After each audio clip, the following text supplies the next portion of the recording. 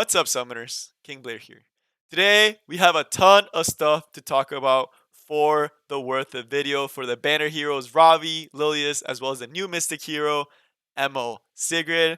And why do I say that? Because we also have to discuss the current situation with bookmarks and summoning, because we have just been shown so many units that are coming in the future. And all I can say is RIP, free to play players. My heart goes out to y'all. It's going to be a tough season for y'all. And I hope that RNG blesses you all because there is a lot. And these banners are insane. And it's just like, oh my goodness. All right. But if you like the video, make sure you like, subscribe, and join the Discord server, linked in the description. Tomorrow, we'll be covering more in-depth Operator Sigret since I won't have as much time in this particular video. We'll do things like calcs and look at different potential builds and things like of that nature, as well as other units like mortelix. So make sure you're subscribed to tune into that stream tomorrow. All right, enough about that. Let's start to get right into it. So first, before I start all of these videos, I always like to do a quick summary of my thoughts so you guys know. But before I even do that, I have to give you a summary of the current things that are going to be coming in the future. So we have Ravi and Lilias, who are both really good units. Amazing units. I'm not going to take, they're amazing. They're actually insanely good. And on a normal day, it's a no-brainer for both of them. But next week, we are getting mortelix, who's a new unit, who looks very, very powerful for RTA so far from what I've seen, who we definitely don't know what he's going to be doing. We also know that the skin that won the art contest in Epic 7 was a Alice in Wonderland Tenebria skin, and most likely that will be a limited hero. So we know that there's a limited hero potentially coming, a new hero with mortelix coming. We also know that in the month of January, which is going to be the next month, we're going to be getting other reruns, such as reruns potentially for Cerise, for Diane, for Alencia, and for all these high-profile units that people have been waiting for ages, as well as Elena next week, which is what's I'm like, holy moly, there's so many banners. They're really trying to push it. So we have to be a little bit more critical, and I'm gonna try to help free-to-play players a little bit more out. Ideally, you get everything, right? So I would tell you get everything normally. But I know a lot of you guys that watch this are free-to-play players that don't have that option. So I'm going to try to be as critical and help you out. But you guys have to be critical yourselves because I don't know the state of your account. I don't know your gear quality. I don't know all these other factors that could shift priority from one unit to another unit and what you're missing, right? So you have to think for yourself as well. So I can give you what I know about these units and as much resources, but you have to make that final decision yourself to use those bookmarks because Ravi is an amazing bruiser, and you could be missing a bruiser, and it could be the only thing you needed, right? But for some other player, something like Lilias would be a better option because they're missing a Fire Knight, they don't have any beef, and they already have like bruisers built like Ken, so they don't need Ravi as much, right? So it's completely dependent on your account at this point. So make sure you know that. If you have the resources and you can pull for all of them, pull for all of them. They're all going to be amazing. But all right, let's summarize them. So Ravi, so now let's get to the summary. Now let's hit that full caveat, right? So first, Ravi. Summary on Ravi. She's amazing, right? So I did a full guide on Ravi. You guys know I love Ravi. If you follow the account before, I love Ravi. I made a full guide, like 43-minute. You're not gonna be missing anything on Ravi. It literally covers everything you could ever know about Ravi. Make sure you go check that out if you're interested in more in depth, since I probably won't be able to go as in depth in this video. I go over pretty much everything, right? So I love her, and she's great, right? She's an amazing bruiser and one of the best RGB bruisers. Amazing, really solid presence in PvE. I'm not going to say like broken in PvE, but has really solid presence like in things like Golem and even some Abyss stages and even Raid. And PvP is probably one of the best bruisers in the game right now. She's that powerful, right? She's super duper powerful. So if you're missing bruisers or if you have a bruiser team, she's a very solid addition to your team and I would recommend pulling for her. Again, always make sure you have enough to pity for limited heroes because we don't know if that limited hero is going to be insane and you're going to be waiting a very long time. And Ravi is not limited, so there's a chance she'll either get another banner or you can pull her off of a covenant, right? So decide that. Make sure you at least have pity or something close to pity and try to get Ravi if you need her for a bruiser because again, there's other units that you might also need on your account.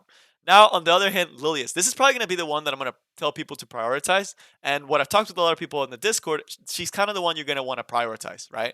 If you're an early game player or even late game player, Lilias has proven to be an amazing knight for PvE and PvP. Out of all the units we're going to be talking about in the next couple of weeks, she has the most game impact to an account.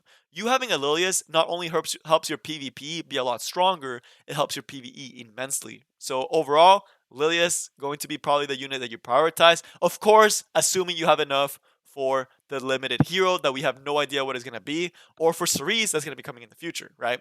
So amazing, amazing, amazing unit. The one I would recommend to pull for especially early game players because she just does so much for you. And then, thankfully, she's not a Covenant hero. I know, right? Like, thankfully, because she looks pretty amazing. So, what do I think about her? Initial thoughts about her. Should you pull for Mystics? I don't think she's a unit that is necessarily worth pitting, but definitely a solid cleave unit. I think she's an amazing cleave unit, actually. We'll look over the kit and why I think she's such a good cleave unit. But if you're a player that doesn't play cleave or doesn't play hyper aggressive, if you're more of a bruiser player, she's not. She does not fit the bruiser playstyle almost at all. I don't think there's anything that really works for her as a bruiser. So it's something that not the best for the bruiser playstyle, but it looks really good for the cleave and aggressive playstyles. And it looks like a really good arena unit already, I can tell you. So definitely a good unit and is waifu, right? All of these are waifus, honestly. Like all three units of these are waifus. So if you like it for the like, definitely very strong. But all right, now let's go a little bit more in depth into each of them. Starting, of course, with my girl Ravi that I have made a full guide about, and I love her to pieces because she just carries me so hard in RTA. So base stat actually has insane defensive stats. The HP and the defense are extremely high. For a bruiser, it's really really good, right? And we'll see how it actually does. It doesn't matter that the attack is a little bit on the low side because she also does have an exclusive equipment that gives her more attack. So it's more closer to 1000, and then we'll see the passive that also adds a lot. Her awakening is defense, which just makes her a lot beefier of a bruiser. All right, now let's look at the skills. So S1, pretty simple, but pretty amazing. Attacks with the S1 has a 35% chance to stun. This stun feels a lot more when you're fighting a Ravi, and it can literally win games straight off the bat. So a stun, even though it's very RNG, it's very annoying, but she also does heal, making her a very good bruiser. And the soul burn on this is nuts because it increases the damage immensely. This soul burn S1 will one-shot almost anything in RTA.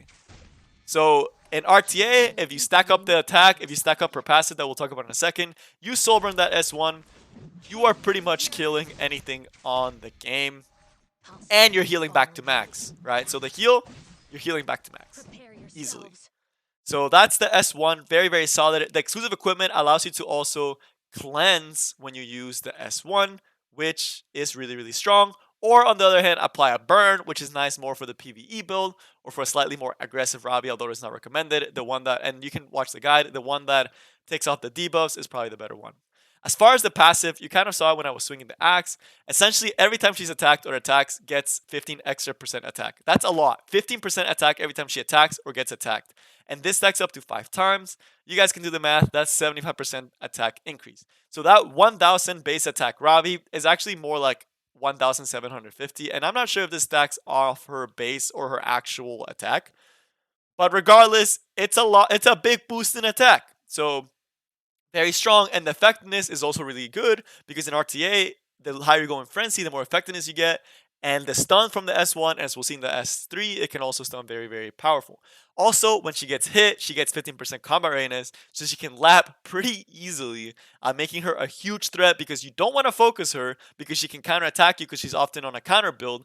She can heal off of counters. She heals off of her S1. She does huge damage, gets stronger as the fight goes on, but also if you hit her, you're letting her take more turns, which means you take more damage, which means you're losing the fight quicker, right? So it's very, very dangerous. And then we get to the S3, and this S3 is just brutal. So, and it says brutally attacks with a 75% chance to stun, decreasing combat readiness of stunned enemies by 100%. It's essentially a 2-turn stun. And you don't have to build effectiveness on her because she already gets it built in off of her passive, which is just so, so nice. And now with the RTA changes, that is going to add you even more, which will allow you to hit even higher average heroes. But yeah, it will AoE stun and push back, which essentially push back to 0, which is essentially a 2-turn stun. You're essentially 2-turn stunning the enemy when you use this if they're down here. Very strong. The exclusive equipment, this one that a lot of people do like putting on her. It adds an extra 10% chance for you to get that nasty stun on the enemy, and it's super crushing if you get that off. If you get Ravi S3 off, you're most likely winning that fight. Usually when I get an S3 up, I win the fight right there and then. So overall, where can you use her? RTA, she's a beast. Arena, she's really good. Guild Wars, offense, she's really, really solid. RTA is probably the place she'll shine the most. For builds, let me just quickly show you guys my build on her because I think it's the best build for PvP. You can also use different builds for Golem, where she works pretty well, and in some Abyss stages because she's able to just swing the axe and sustain. You don't need to bring as many healers, so pretty good for raid, right? So this is the stat that I have on mine, and I discussed it. You have to have 85% minimum. This honestly loses me games occasionally because of the soul burn. It is crushing to miss a critical hit on the soul burn, so it's something that's the one thing I need to fix. But everything else is pretty nice. It's pretty baseline for a counter set, Ravi. It's really really strong. She's not a turtle, so the speed is nice, and the health again is also really really really good with really solid defenses. So that's what you're shooting for. Again, watch the video if you're interested in Ravi because it just does a better job explaining that what I'm doing right now. As far as Lilias, so we go to Lilias. Again, she is going to be a knight. Her HP is on the low. It's pretty good HP. The defense is not super insane. She doesn't have any like super insane base stats. We saw Ravi actually had like higher HP and like I think about the same defense or if not a little bit higher. But she does have pretty solid speed and she does have effectiveness that will help the S2, although it doesn't really help and the S3 as well. So it does help two skills, which is nice. She does awaken into health to make her even tankier, but the attack one is really strong if you're pairing her up with other units, and it pairs really well with her S3, as we'll see in a second. So Lilia's very solid baseline stats, right? 110 is pretty good. That's pretty good. And she's one of the best knights you can have in this game for all aspects of this game. Why? This S1 is just insane. Dual attacking with an ally, it's so simple, but so strong. Being able to dual attack every single turn guaranteed, it just wins games. You're doing this, you dual attack. There's so many units you can dual attack for PvP and PvE. PvE, imagine dual attacking with your Tene, with like Akiris, with your like I don't know what else people use like for raid, like a Charles, like a Luna if you're using Luna. Like there's so many good units you can do it. And in PvP, think RB, attacking dual attacking with RB, doing attacking with like Tsurin, dual attacking with a Ravi, again with Stane. It's just so strong being guaranteed a dual attack. It's so powerful. It's just solid all the way around for PvE and PvP. The S2, this skill is primarily for PvP, although it does come in clutch in a lot of PvE stages because it's just very simple. Gives her more survivability, which is usually what you will be using it for, is the survivability for PvE. Although it does lock down a target for 2 turns, which is so powerful in PvP. Because in PvP, as we saw, she has a little bit of effectiveness. You can use this S2 and lock down a hero for 2 turns. That hero's not doing much in that fight, and she can take a lot of hits because she gets a barrier. Very, very powerful.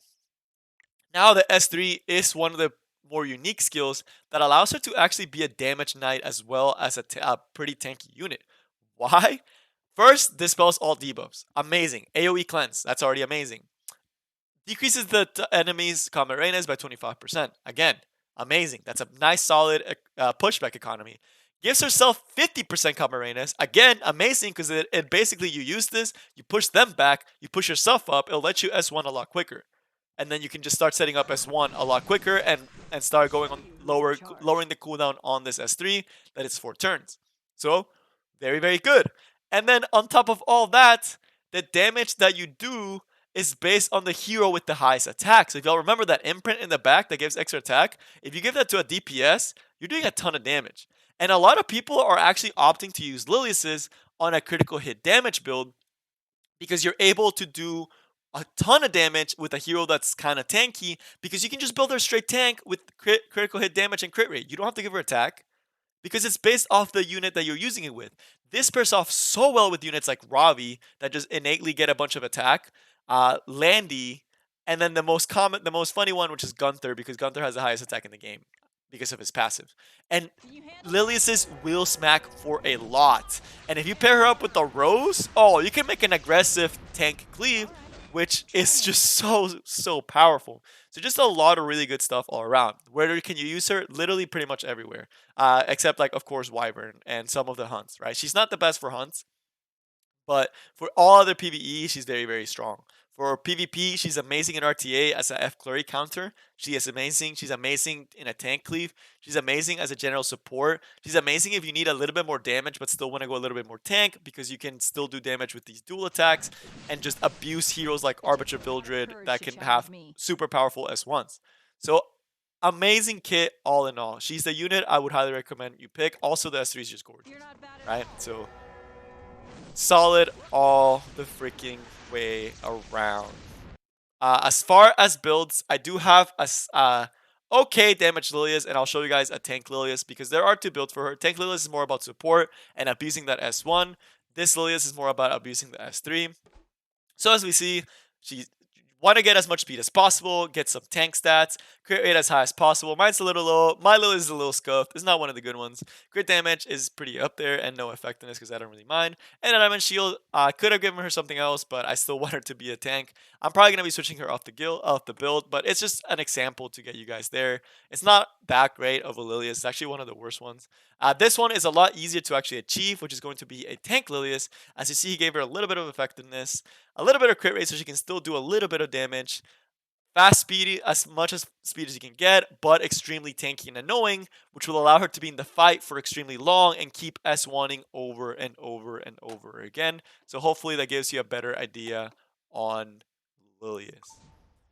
Ooh, so we've been talking a lot, but now let's get to ML Sigret. I know. I'm gonna put the bookmarks because if you're only interested in ML Sigret this week, you can just skip here. And welcome if you're only here for Operator Sigret. But Operator Sigret. Let's get into her because she's a new unit, so she deserves some explanations and some speculation because of course she just got released. So as far as stats, the attack is a little bit, it's okay. It's not super low, but it's not super high. The HP and defense are okay. They're pretty low, but not really Bruiser level, right? The speed, though, is amazing. That's on the same level as top model Luluka. And top model Luluka is a pretty good speed threat if you want her to be a speed threat. So that, pretty solid.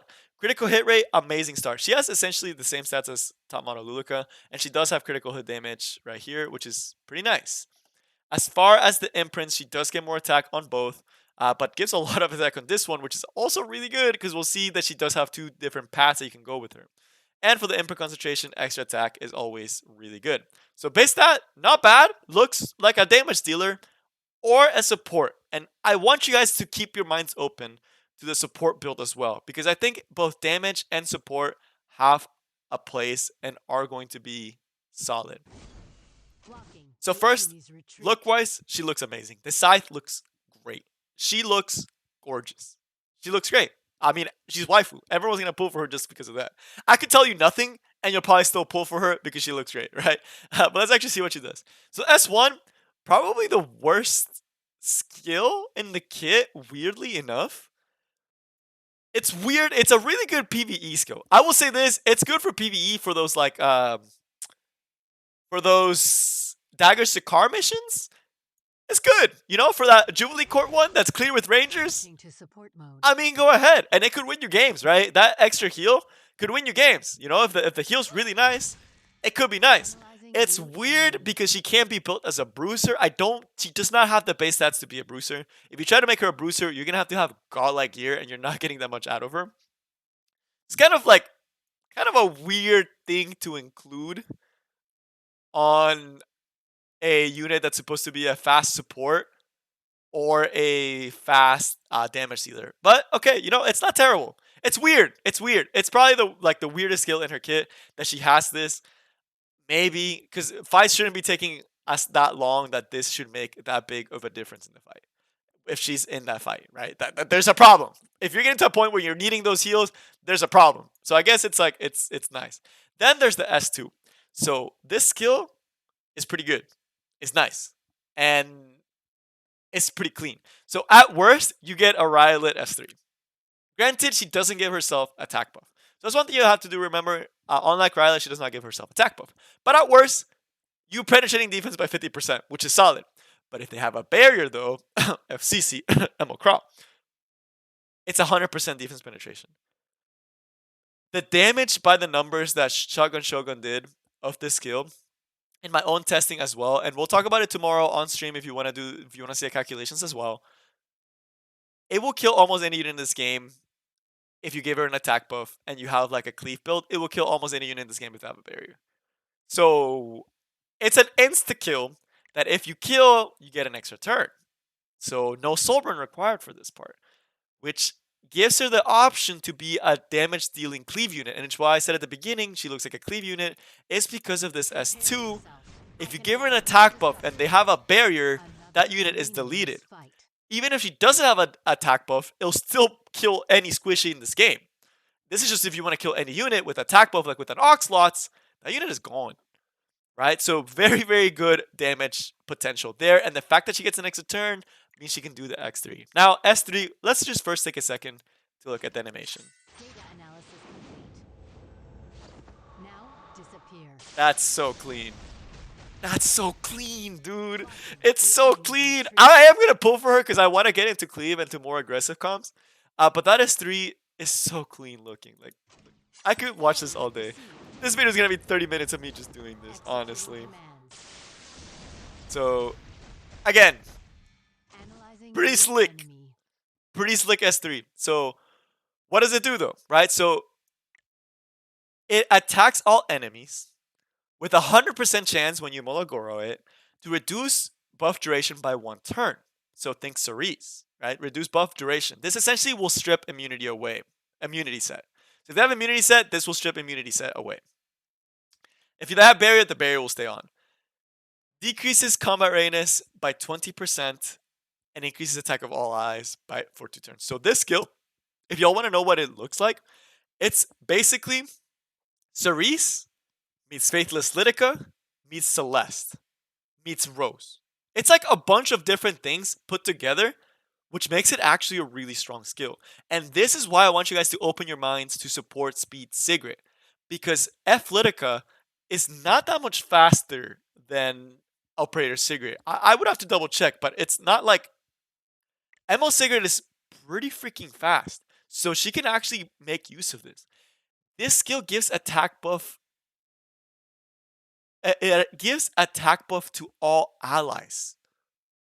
Pushes them back. If you have a crit everyone, that pushes up your CDOM. So your CDOM gets pushed up with an attack buff. That's nuts. That's so good for cleaving. I don't play a lot of cleave, but I know that's nuts because F Lidica, yes, F Lidica pushes up, and yes, F Lidica strips, but against, let's say, a Fallen Cecilia, if you're going against a Fallen Cecilia and you're using her, even with an Oxlots, right? Even if you decide to not go the effectiveness build, if you go with Oxlots, you do this, you kill 1 unit right off the bat. A unit is dead because you were going against FCC. You do this, you strip off immunity, and you're giving attack buff to your CDOM, and you're pushing your CDOM up and pushing them back, and then your CDOM comes in with an attack buff after getting boosted by all this different stuff and one-shots another unit. That's 2 units gone. Just dead. Just delete it, and you still have another slot that you can put anything you want. It's really good for Arena. So I will say that for Arena and for RTA for cleaving. It's really, really solid. But the other thing, so where can the other build, it's just using our support. You don't have to use this S2. You don't have to get the kill. Imagine her just being a support that uses this kind of like us. Instead, let's say you don't have F Lidica. This can be your F Lidica. This can actually be your F Lidica, which is great because now you can push them back and set up into your CDOM, allowing you to cleave easier. I think that's probably going to be one of the more interesting builds and the build I'll personally try to go for. The other build is also a speed DPS that you can also make her extremely fast, pair her up with the Rose. Rose gives her attack buff, and then you get everything, right? So there's a bunch of different builds. So I'll essentially put the support, and then there's the cleave, right? So the damage, and then for the cleave one, it can either be you build her speedy and have someone like a Rose push her up with an attack buff, or you have an Oxlots push her up for nutty damage, right? So there's a lot of different builds. She looks like a really good addition to cleave teams. Now, she doesn't have that much of a PvE presence besides maybe Dagger Sakar, right? So what do I think about her? Should you pull? So she seems very cleave based. If you don't have speed gear, or if you don't have Oxlots, or if you don't have any cleave team build or any cleave team units, she doesn't feel like she's gonna do a lot. And even for a cleave team, Cleave teams are very like tight right now, right? Like there's like Cerise, there's Cedom, there's Athletica. So it'll definitely be a good addition to the toolbox, but it's not gonna be something that you should lose sleep over if you don't get her. It's amazing for Arena though. I really just want her for Arena because if usually in Arena I dropped a little bit, but usually like look at Fallen, like there's Fallen Cecilia, three Fallen Cecilias, and she can just if I do a cleave one, that's just delete, delete, delete, right? So it's nice. It's nice, but you have to trust your speed. So really, really good for Arena. Can work for RTA. Pretty solid overall. So we are gonna pull for her because I really want her mainly for Arena because Arena is such a snooze fest, and I want to try to get into it. So I don't think we actually got a single lightning. Wow, that's a good way to start start the video. Oh, there we go. So we got that. I'm doing this a little bit faster. Let me do the last. I'll do the last couple. One by ones. Another nothing, dude. These rates are rigged, bro. MO rates are actually rigged on release. That's all I can think about when I see this, bro. Look at this. Are the rates worse? Oh, nice. I actually really want to think Azor. That's one of the reasons I actually pulled on this banner was for this, for top model Luluka. Hey, I'm actually pretty happy with that. I don't mind if again, ML Sigret. Well, she looks really really cool. Don't lose sleep if you don't get her. She is not a must-have unit. She's not a unit that's just gonna break the game, and that's something I want you guys to realize, right? So we got pretty trash. So pretty bad summoning session. I would do say so myself. But hey, my it's nothing to lose sleep over. I don't expect her to be something that breaks the meta for RTA. Very good for Arena. Definitely better other options.